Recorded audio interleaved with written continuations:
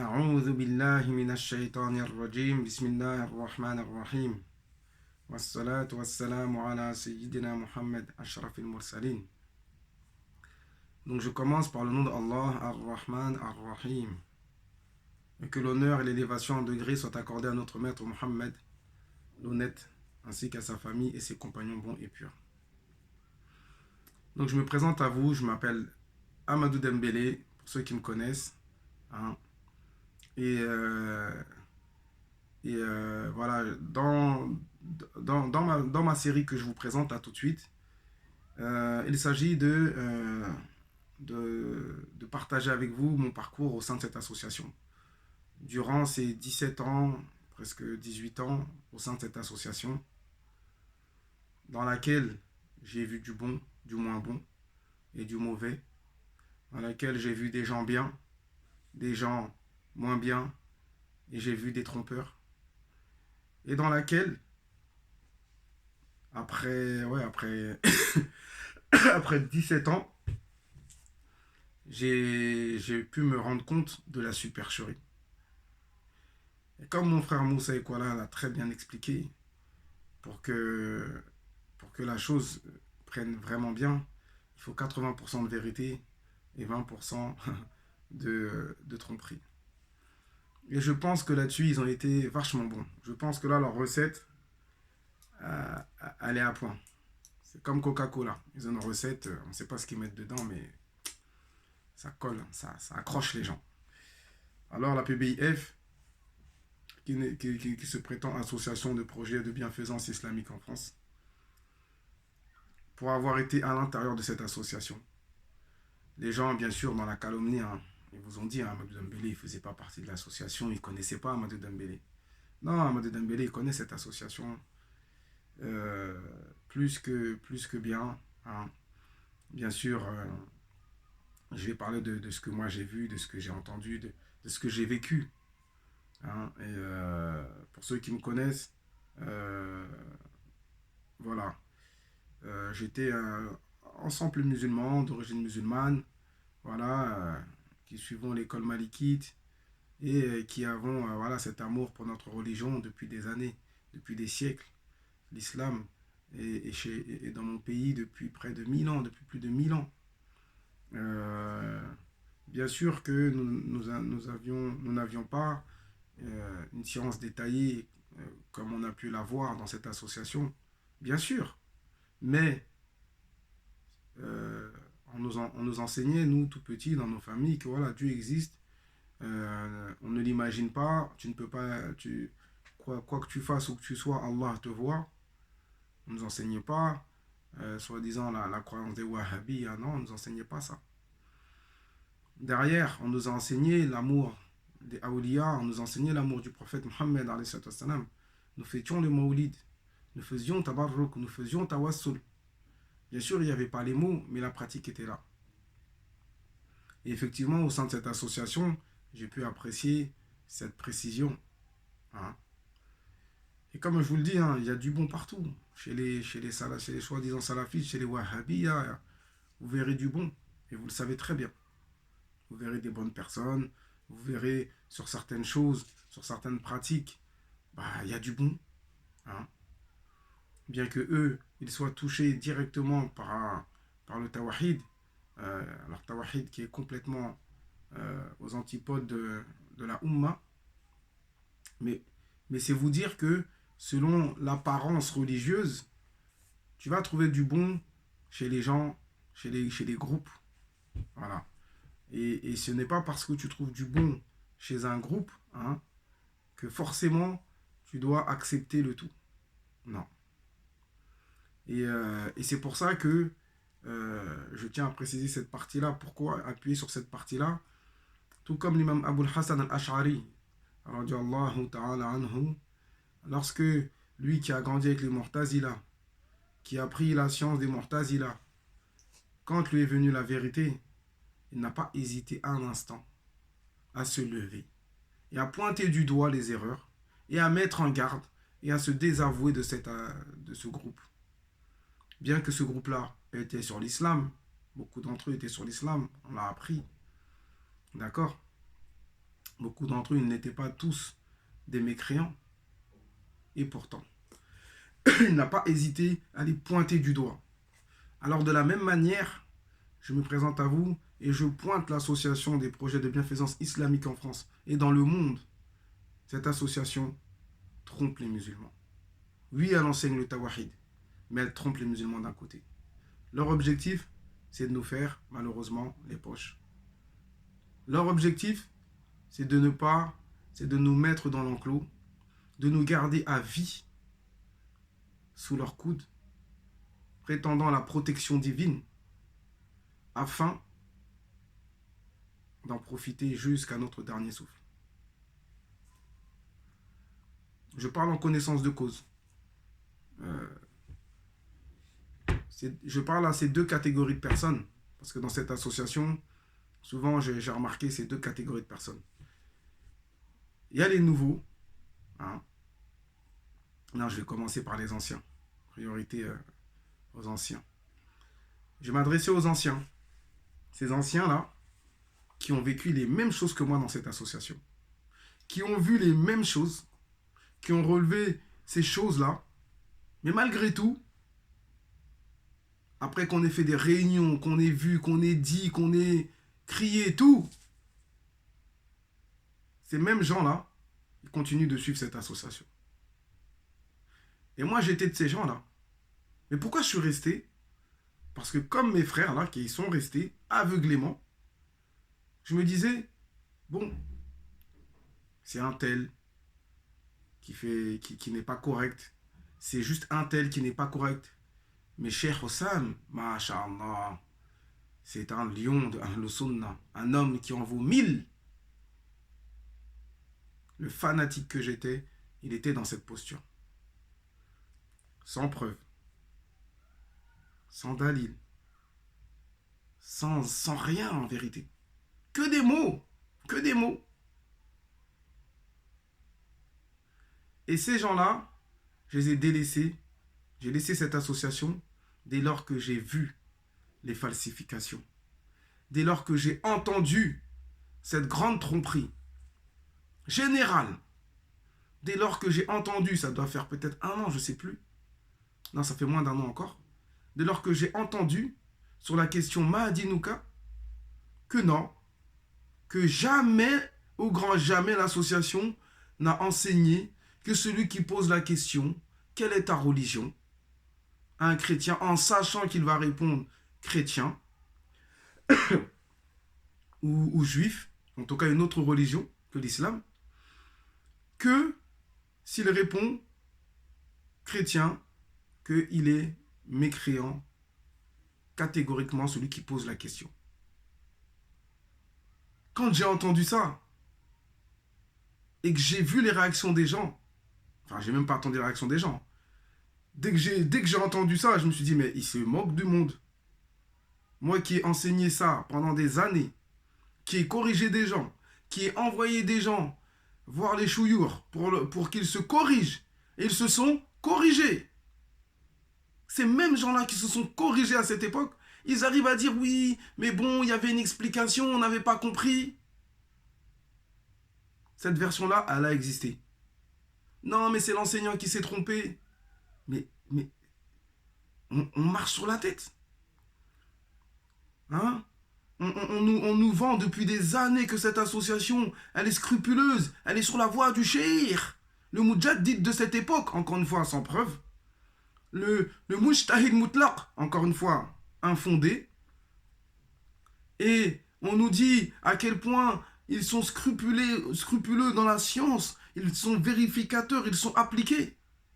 Pour venir nous dire une telle grossièreté. Non, vous n'avez jamais enseigné ça. Qui t'a enseigné ça?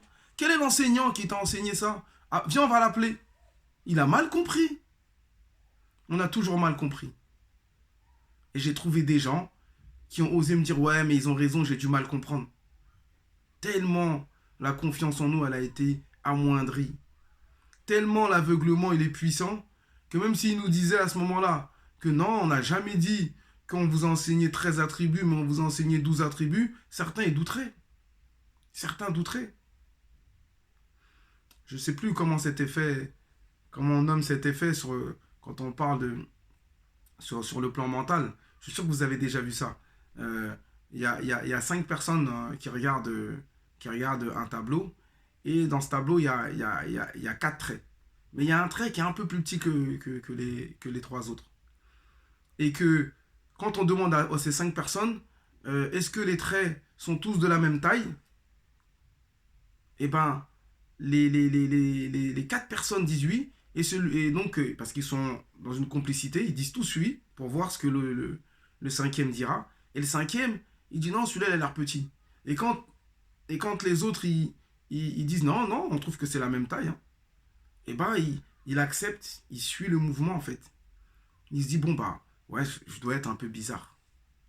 Et ben, cette association, c'est ce qu'ils nous ont fait avec la question Mahdinuka. Et vous savez très bien, il y a même des gens là qui m'ont déclaré mécréant sans aucune honte, hein, parce que pour eux, tu connais la crainte de tomber dans le gouffre, alors ils te déclarent mécréant par précaution, ils pensent que c'est une protection. Quelque chose de très laid. Vous imaginez si l'islam était comme ça? Alhamdulillah, l'islam n'est pas comme ça. Quelque chose de très très laid. Il y a quelque chose de lâche dedans. Vous voyez ce que je veux dire? De pas humain. Alors que nous a été envoyé l'imam al-Mursalin, nous a été envoyé le prophète de la miséricorde, Nabi Yur Rahma. Et vous croyez que là c'est de la miséricorde, la PBF, ce que vous faites? Il n'y a pas de miséricorde.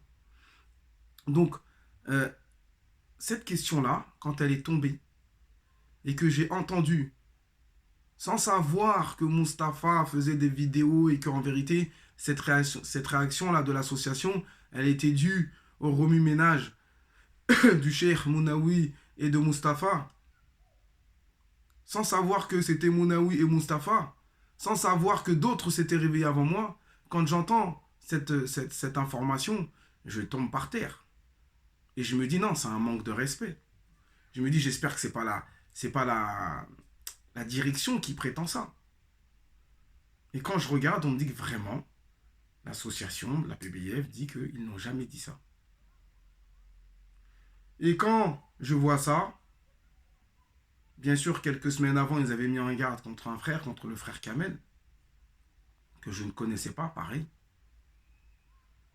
Et on m'appelle, on me dit oui, fais attention, le frère Kamel, je sais pas quoi. Je dis bon, écoute, moi je le connais pas, fais attention. Oui, il a contredit les fondements de la religion, tout ça. J'ai dit écoute, ça c'est. Moi je suis pas, tu m'envoies pas un texto, parce qu'au jour du jugement, j'aurai à répondre moi aussi. Et là, la PBF ne répondra pas à ma place. Je disais ça à une personne qui se reconnaîtra. Je lui disais, mais moi je le connais pas lui. Et cette association qui par la suite, j'ai vu à l'époque, qui a mis en garde contre Mokhtar et Badr, qui a mis en garde contre des gens mensongèrement, hein, le frère Tarek, qui l'aurait volé alors que je le connais. Comment on peut, à un moment donné, il faut arrêter. Et là, on me dit de plus parler à Kamel, alors que je ne connais pas. Je leur dis, mais moi, je fais pas ça. Moi, tu m'envoies pas un message et tu me dis, t'as vu lui, il faut plus lui parler. Il est bizarre. Le jour où je vais être comme ça veut dire que je suis dans une secte. Je me le suis toujours dit. Et je trouvais que ça commençait à faire beaucoup cette affaire. Donc j'étais déjà énervé qu'ils aient calomnié sur Kamel sans savoir ce qu'il avait dit. Sans savoir que c'était sur ces questions-là, sur la isma des prophètes, etc. Sans savoir ça. Juste la démarche, elle était mauvaise. Alors qu'on nous a présenté Cheikh Abdullah, rahimahullah, qui mettait en garde contre el-Wahhabiyya et il sortait toutes les preuves. C'était clair, net, précis.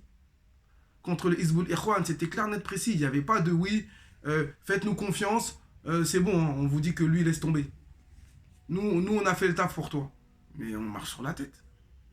Donc, s'il vous plaît, excusez-moi, j'emploie parfois des termes, hein, mais ce que je veux que vous compreniez, c'est que déjà, ce que j'ai appris dans notre belle religion, c'est que Allah Ta'ala, il agrée les gens qui sont justes.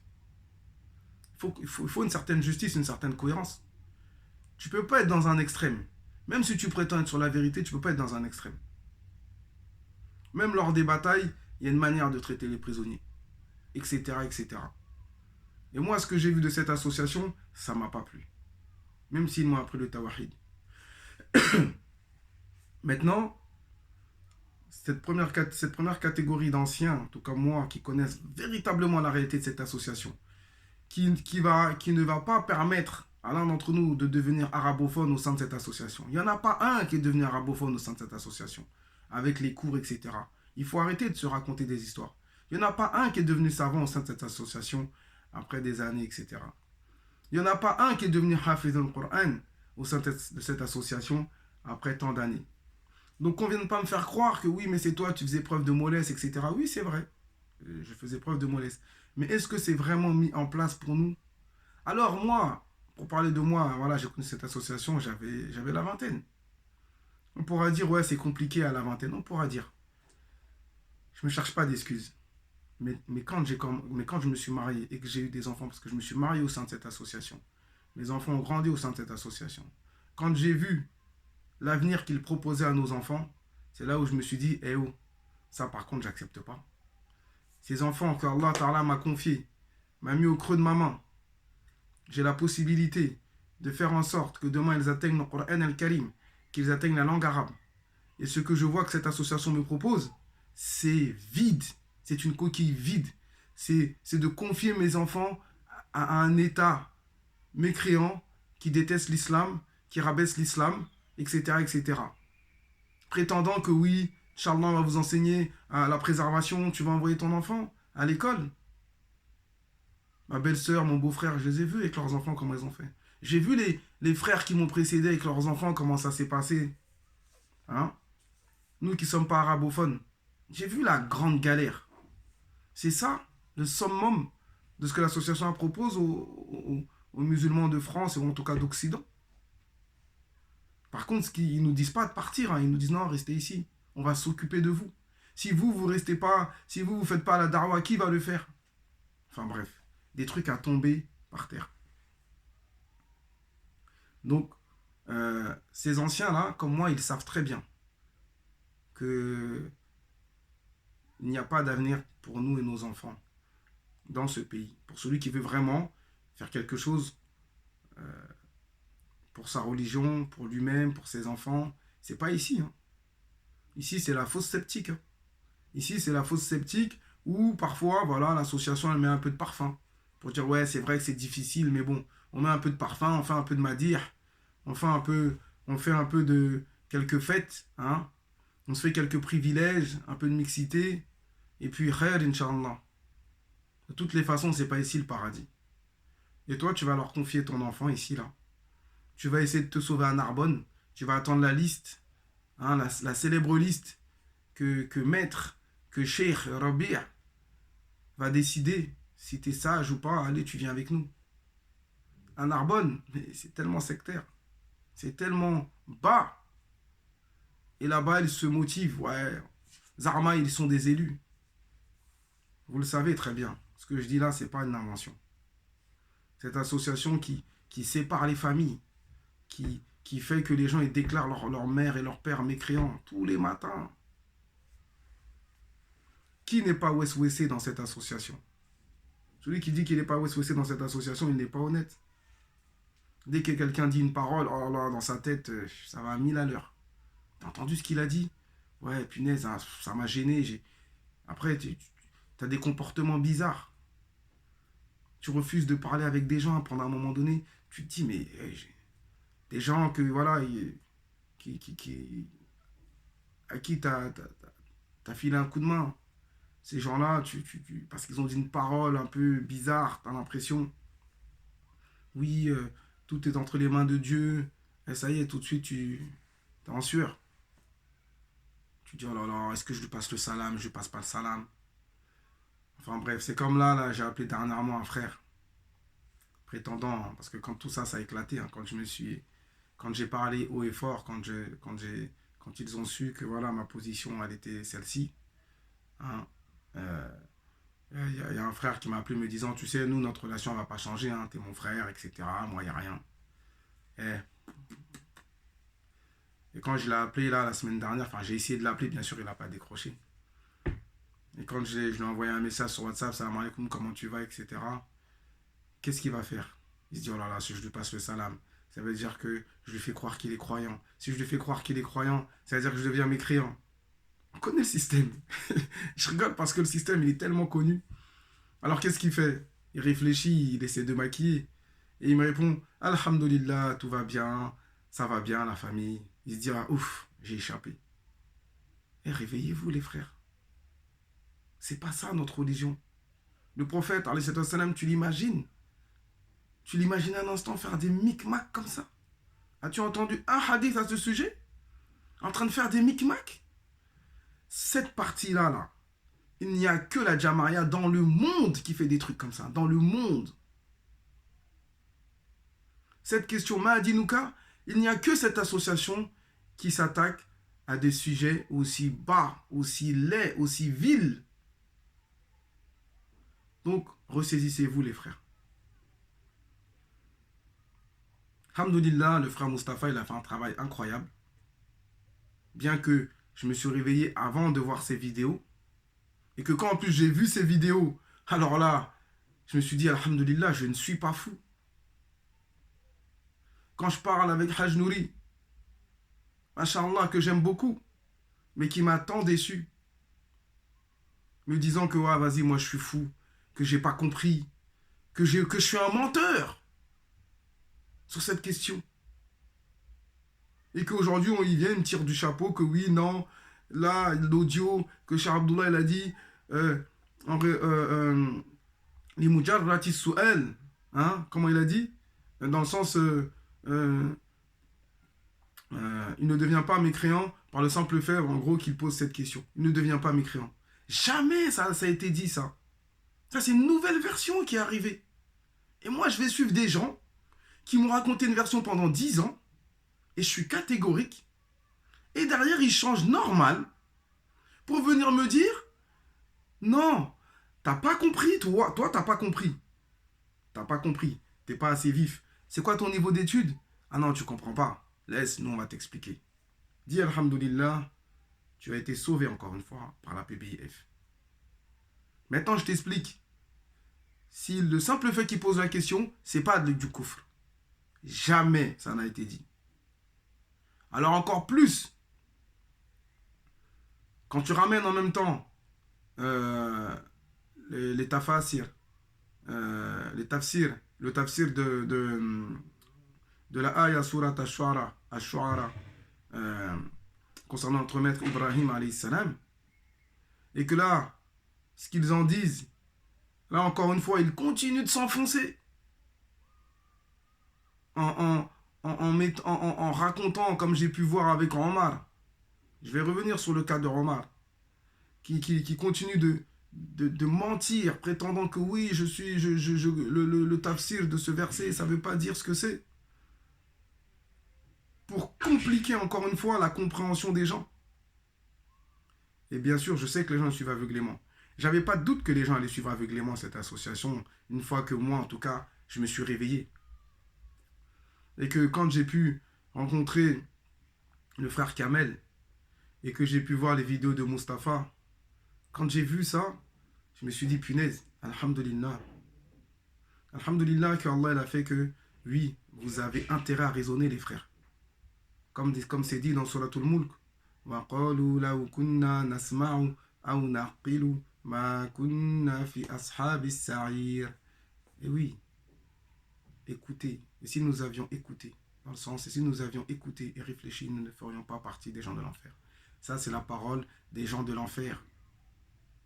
Pourquoi? Parce qu'ils ne veulent pas écouter, réfléchir. Et combien de gens j'ai été voir pour leur dire, attention, j'ai découvert que cette association, elle trompe les musulmans, elle falsifie les livres, elle takfirise, elle déclare mécréants les gens sur des questions infondées.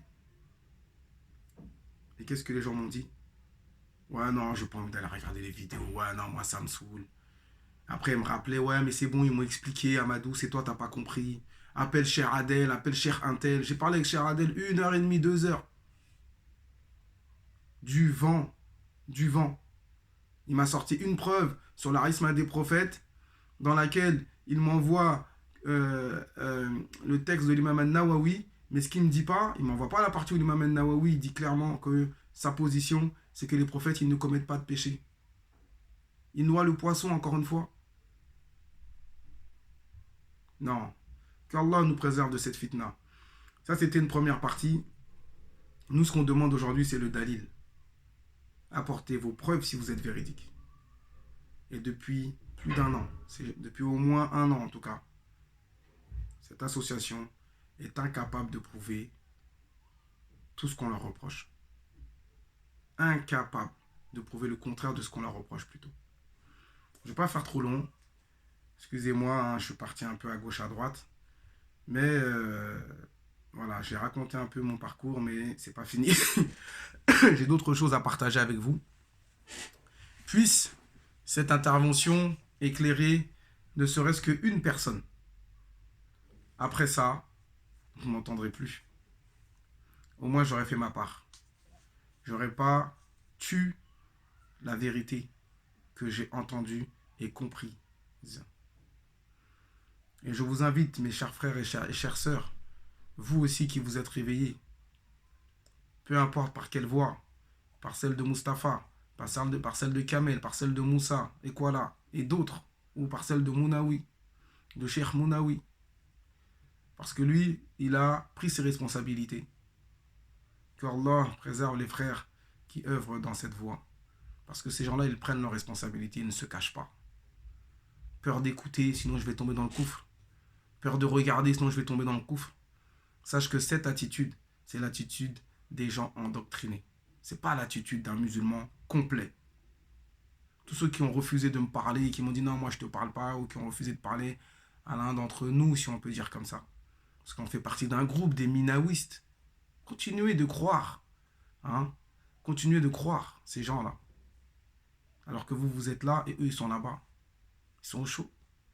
Eux, ils ont préparé leurs enfants, ils ont tout prévu pour eux. Et nous, on est là dans le chaudron. Continuez de leur confier votre vie et vos enfants. Au jour du jugement, rappelez-vous que ce n'est pas eux qui répondront pour vous. Qu'Allah nous facilite. Walhamdulillahi Rabbil Alamin. Wassalatu wassalamu ala Sayyidina Muhammad. Assalamu alaikum.